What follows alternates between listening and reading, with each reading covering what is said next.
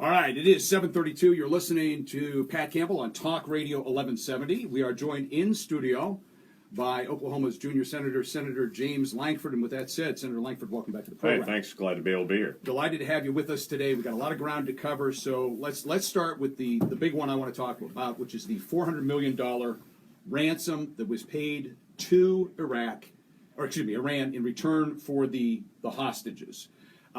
You have a rather unique position in that you're on the Senate Intelligence Committee, which gives you access to information a lot of other senators may not have. So my question for you is a couple things here. First of all, what did you know? When did you know it? And sounds like the Nixon question. Well, yeah, but and you'll walk me through this. Yeah. What did you know? When did you know it? And what, if anything, did you do to try to stop it? I know you've got legislation to prevent this in the future, but what, if anything, did you do to try to stop it? Okay, let me start it from there. Right. We knew nothing about the $400 million, and it's not just $400 million; it's 1.7 billion. Right. Is actually what the president sent over to him, and he did not inform the Intelligence Committee, none of the other oversight committees. No one knew about it. They just did it and walked away from there. So here's how they ran it. As you know very well, the fall of the Shah in 1979, when that happened, we were in the process of selling some arms to Iran because Iran was a previous ally before the Ayatollahs took over. So we had $400 million of quote-unquote Iran's money. We had not sent the weapons to them. When the Ayatollahs took over, we didn't send that money to them. That money has been in escrow in a defense account since 1979. Okay. That's why the president said, we didn't actually give them $400 million. It's their own money. But here's the difference. Even Jimmy Carter did not recognize the Ayatollahs. No American president has ever recognized the Ayatollahs till this president did. Okay. And what he did was he said, we'll not only return the $400 million that we've had in escrow that was for the other government, but we'll also pay you $1.3 billion in interest payments for holding that money since 1979. We also sent 7 prisoners out of American jails that were Iranians back to Iran as well. So to get the 4 hostages they had, he sent their $400 million back, recognized their government, sent them $1.3 billion in interest payments, and 7 convicted Iranian prisoners out of our jails. That's a pretty good deal for Iran. It's a pretty terrible deal for everyone else. Couple things here. And by the way, I find it plausible that you guys actually knew nothing. And part of the reason I find it plausible is he pulled the same stunt with the Bergdahl. That's correct. Okay, where you guys, you really didn't know. No, there was no information on it. Nobody knew. Okay. Has anybody ever tried to hold him accountable for that? I mean, is that what he's doing? Is that even legal? Well, here's how he says it's legal. It says the $400 million was already their money, and that we're quote unquote returning it to him. The $1.3 billion that he's sending to him is saying that's a judgment from an international settlement court, and he's pulling it out of what they call the judgment fund. Okay. The judgment fund is a fund that's set up literally if there's an individual that sues the American government, and then the government loses that, and they have to pay a judgment through a court. That doesn't have to go through Congress. A court's already set that. It's never been used with an international court before, and the president said we settled with Iran basically, and we're sending a $1.3 billion. I'm trying to track and see how it happened. I also have a bill that we dropped with Deb Fisher from Nebraska, trying to provide a couple things. One is basic transparency on the money. In fact, I have another letter going out to the president demanding that we get the basic transparency. How did you do this transaction? Was it another cash transaction? Why did you do cash? Cash you can't track. What happens to it? Let me jump in on that, okay? Because I want to talk about that. Because before he went on his umpteenth vacation to Martha's Vineyard, he held a press conference at the Pentagon.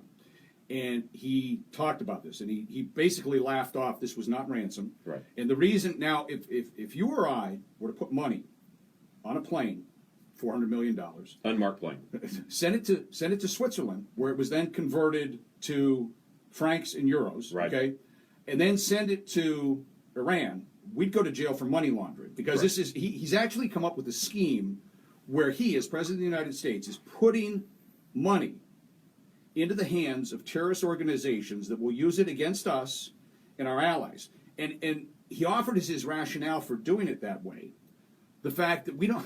I actually laughed at the press conference. He said we don't have a good banking relationship with Iran. Well, first of all, there's a reason we don't have. There's a reason. It's because of sanctions. And I'm thinking, gee, if only we could get George Kaiser to set up a Bank of Oklahoma branch over there, he could have just made the money transfer. You know, or I can see him at Walmart on a Friday at the Western Union counter sending $1.7 million to his friends. Yeah, $1 billion to his friends in Iran. But the idea that we had to do it this way which is extremely clandestine, extremely secretive, because we just don't have a good banking relationship. If only we had a good banking relationship, it could have been on the up and up.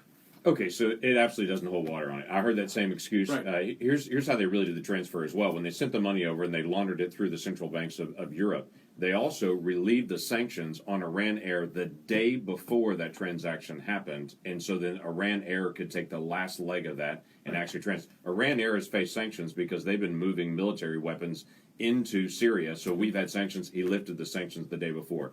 This judgment that's talked about, there is an exception in American law that already exists that if there was ever a resolution of this, American dollars could be transferred on it. He chose not to do that. He chose to do that in this clandestine way to be able to move it. There are lots of issues. I have fully addressed those with the White House, and we're pushing our way to get answers. Now, they're stalling to try to run out the clock, but we're pushing to be able to actually get the answers. All right, so again, we're talking with Senator James Lankford. We're streaming this live on Facebook right now at facebook.com/KFAQ Tulsa.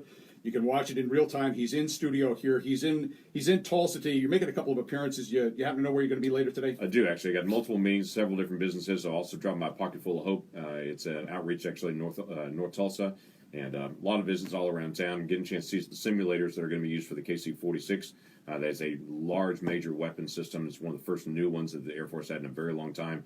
The simulators for that are being produced right here in Tulsa, so big deal. Now, you do sit on the Senate Intelligence Committee, and people would be led to believe or think that that committee would have access to a lot of information that, well, it's classified, stuff you can't share with me, stuff you can't share with other senators that aren't on the committee. Stuff I wouldn't even share with Hillary Clinton. Right. I certainly wouldn't share with Hillary Clinton. Sick Hillary, I mean. Anyway, so how did this all go down? When did you become actually aware of what took place? Did you find out about it in real time like we did? I found out about it in real time, just like everybody else did.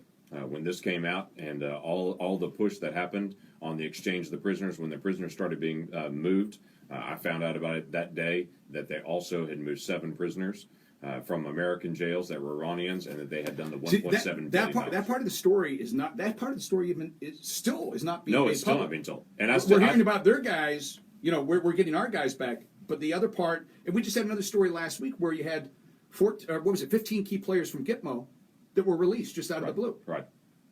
And those 15 individuals, the big fight to be able to keep Gitmo still open. Right. The president wants to not only close Gitmo, I believe, he won't say it, but I believe the president wants to also turn the military base back over to Cuba as part of his renegotiation with Cuba again. Right. We've had that base that predates the Castros, that we've actually been in that spot. It's essential for us for dealing with drug interdiction in the Caribbean area.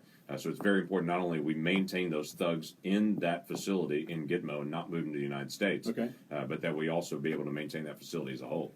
So tell me about this legislation that you've introduced to prevent something like this from occurring in the future. Where is that right now? We're back to Iran and the money that goes to Iran. So myself and Deb Fisher has actually dropped this. We're trying to push it to be heard in September. This would prevent not only this president, but any future president from transferring money to a state sponsor of terrorism, which Iran most certainly is, and nothing has changed about that. And so that's what we're trying to be able to push through in the basic transparency. That sounds like Southwest Airlines all of a sudden. Transparency dealing with the judgment fund. Let me ask you a question here. When it comes to Congress, who does the president have to inform before sending that $400 million cash to Iran for hostages? We know in the Bergdahl case he didn't tell anybody, but at the bare minimum, one would think that the Speaker, Paul Ryan, maybe Nancy Pelosi, Mitch McConnell, Harry Reid would have some knowledge. When did they find out? Are they supposed to be informed of something like this? When did they find out? Yeah, I do not know, and I've not asked them on when they were informed on it. But yes, you're right. Those 4, the majority leader, minority leader in the House, the majority leader, minority leader in the Senate. Those individuals are supposed to be informed at a different level even than I am. And it's usually informed, though, by the White House. It's not typically asked permission from them. As a co-equal branch, they have a responsibility to be able to execute the law, especially in foreign policy matters. The president has very wide latitude on foreign policy matters. Again, talking with Senator James Lankford, the piece of legislation that you've introduced, do you think the president would sign that bill into law? And if he did, would he even follow it? Well, it depends on the numbers that we can get. Okay. If we can get a pretty large number, there's a lot of people pretty furious about what he did, rightfully so. And the issue is he's walking out of office at this point. So this is for a next president, more than it is for this president. But I don't want this president to be able to do that with the judgment fund either. So I try to tell Democrats and Republicans alike there, it doesn't matter. No president should have that kind of authority with American tax dollars. Did anybody attempt to do anything, I guess, legislatively or punishment-wise for the Bergdahl debacle? Because again, you guys, he just did this on his own. Oh, yeah.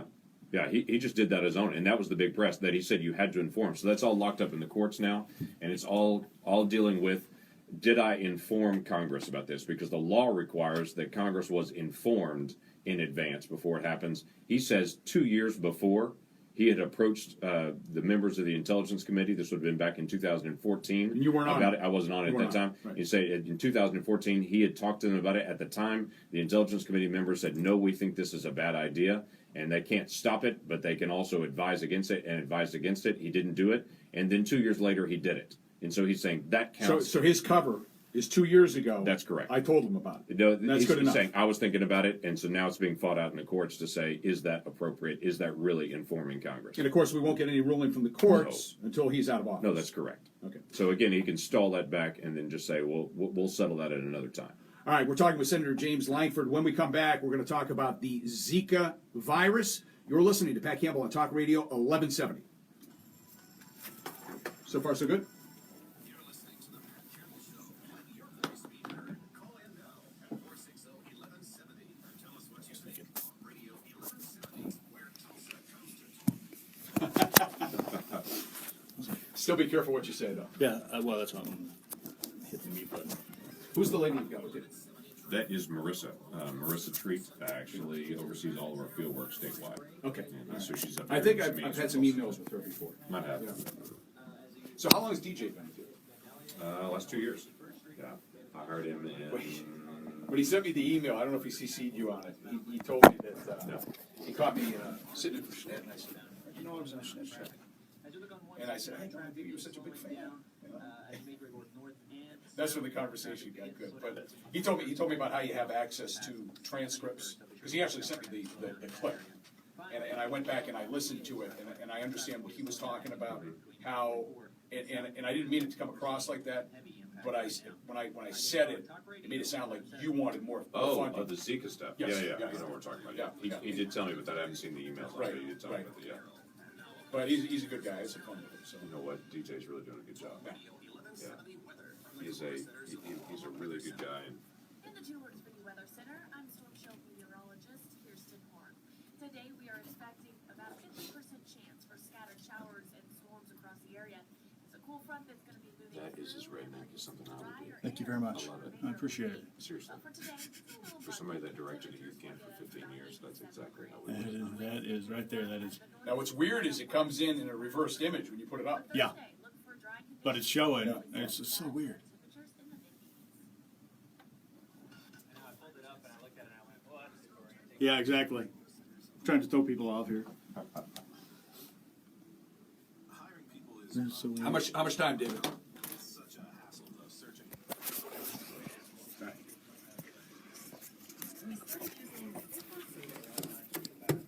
By the way, you guys can do whatever you want with this live streaming or the audio. All right, good. Thank you. Yep.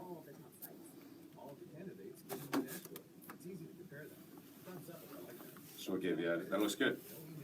We'll start with a new shot. It's like the great Get and powerful Pat's Oz. behind- I know. Yeah. Pay no attention to the man. Oh, dude, I'm gonna bob my head up and down during the show. There we go. That's great.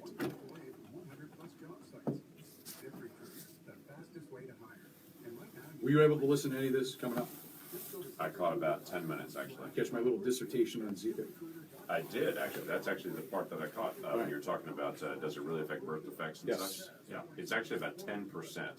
CDC says of the women that contracted Zika during their pregnancy, 10% of them have serious birth Do you defects. agree with me that there could be other factors? Oh, I'm sure there are other factors. I mean, microcephaly is not only contracted by Zika, but they're trying to identify there's a higher percentage of people that had Zika that get microcephaly than there are in the rest of the population. So they're trying to figure out where that is. CDC believes there is a correlation, but they don't know what it is because the percentage is higher. But they're still back to about 10% of the people that contract Zika while they're pregnant have serious birth defects. That's a much higher number.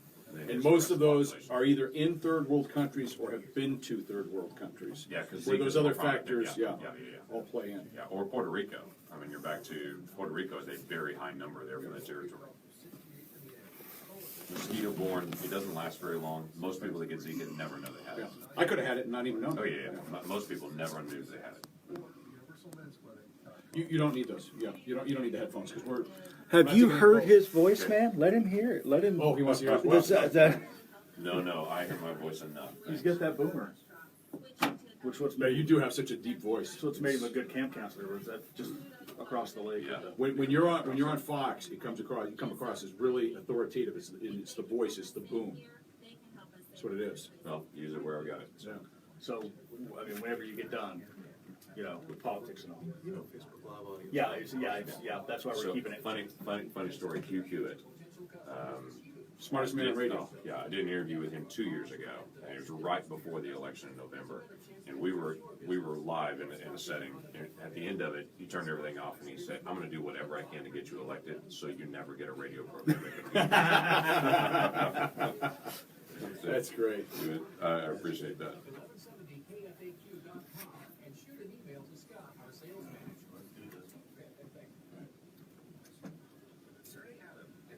Nothing is better than when you have done something for your client and you have taken them from the wheels are off to getting a successful verdict to righting the wrong. You feel like $1 million. But when it doesn't work, there is no low that's lower. Sunday nights from 4 till 6. Thank you very much, Adam, and I love your show. On Talk Radio 1170.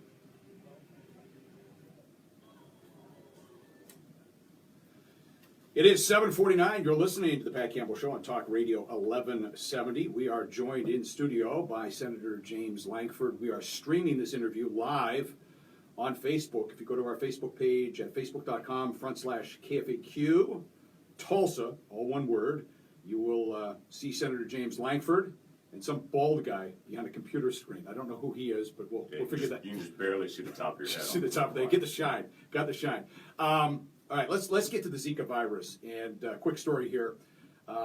Your communications director, DJ, reached out to me after I made an appearance on the Schnitt show. I sit in for a couple of syndicated hosts, and Schnitt's on like 60-plus stations. And he happened to catch my show and told me that he heard me talking about you and the Zika virus. And first of all, I had no idea that DJ was such a groupie. You know, I bet that. It was amazing. And we got into a conversation, and he actually sent me an audio clip. I had said a couple of things about you. I went back and listened to the clip. One of the things I said that I think you'll agree with is you don't think this should be politicized, which I totally agree with. But then I put a couple of things together, which even when I went back and listened to it, it made it sound like you wanted more funding for Zika, which is not true. There's other politicians that I can name that do. You're not one of them. So walk me through James Lankford on the Zika virus. So Zika virus is one of those viruses that most people get and they never know they have it. Right. It's about 3/4 of the folks that they get it, they feel no real effects for it. If you get it while you're pregnant, which you have a very low chance of getting while you're pregnant, by the way, Pat, but if you get it while you're pregnant, about 10% of the people that get it while they're pregnant have very severe birth defects. And so they're trying to figure out why that higher percentage there for those folks that have birth defects. So there's been this big panic about Zika and to say we've got to be able to address this. The way you address it is by eradicating mosquitoes, and they're working on a vaccine for those people that choose to be able to do that vaccine in the future. So that's going to take some money to be able to do mosquito eradication and then working on the vaccine. The president came back and asked for $2 billion, and I said that's absolutely absurd. By the way, had you already allocated money for this? Well, here's the interesting thing. We hadn't allocated it for Zika, but we allocated money already for infectious diseases. Okay. And it gave the CDC the authorization to say, as you deal with infectious diseases, here's $500 million that as it comes down, you could use. The president then took that money in March of this year. Instead of using it for Zika, that $500 million, he actually used it for the Green Climate Fund because Congress had not allocated money for the Green Climate Fund. Is he allowed to move year. money around? And so he reprogrammed it and said this is in an international account. And so he moved it that way. And yes, that is legal to do with the statement to the Congress, here's what I'm doing with it. They have a certain amount of latitude, but instead of using it for Zika, he used it for the Green Climate Fund, and then weeks later came and said, I'm out of money. And how much does he want now? He wants $2 billion. Okay, now, if you watch mainstream media, the narrative out there is that Zika funding, okay, is being held up because of the evil Republicans. Right. So what is going on in Congress, in the House and the Senate right now? Well, right now, thankfully, we're not voting. Right. In August, we're not that. But I would say even during the end of the time in July, before we left out, there was a push to be able to allocate funding, which I voted against. In fact, I was the only Republican in the Senate that did vote against that bill for Zika funding. There's $86 billion in what's called unobligated balances the president could tap into right now to be able to use on Zika funding. There is no reason to add additional debt spending into the federal. So why doesn't he federal just tap into taxpayer. that? He could. In fact, there's $586 million that's left over from Ebola funding that has not been used. That's one of those unobligated. How much for the balances. Ebola? 589. I think it's $589 million Right. that's still sitting there unused from the Ebola accounts. That has not been tapped into by the president. He's used 112 million of that in saying, I need more money right away. When even what has been allocated and reallocated to him, he's not even used that. I wrote a letter with Senator Grassley from Iowa this past week to the president and said, explain to me why you say you're out of money for Zika, right, when you yourself identified right at $500 million that's already been changed over, reprogrammed for Zika out of the Ebola funds, and you've not even spent that. So it's nonsensical. Okay, now I want to get. You heard a little bit of my monologue, I guess, or dissertation on Zika. I'm a little suspicious because it seems like every year there's something new out there. You know, we've had the bird flu, okay, swine flu. Last time it was Ebola. I never, despite the fact that everybody was scared out of their minds with Ebola, the reality is here in the United States we really didn't, unless you went to some of the countries Right. where it was impacted, you weren't really at risk. Yet we threw tons of money at that. Right. And it's like every year, okay, we're crying wolf about this or that. And as I mentioned on air and off air to you, when it comes to the Zika virus, it's been around since 1947. Right. Okay, only until just like really recently has it ever even been tied to birth defects.